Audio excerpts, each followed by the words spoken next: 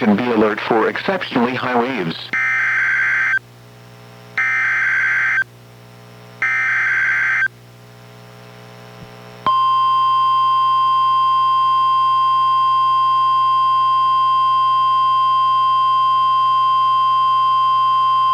The following marine statement is, for the following, coastal waters from Cape Shoalwater, Washington to Cape Falcon OR out 10 nautical miles.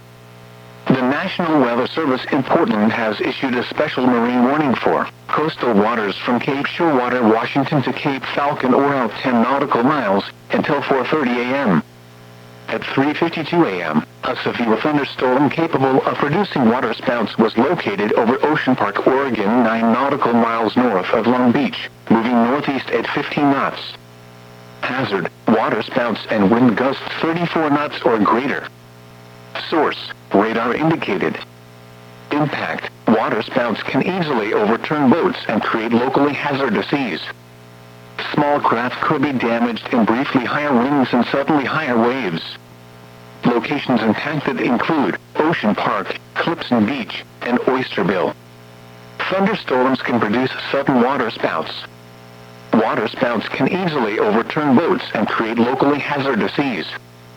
Seek safe harbor immediately.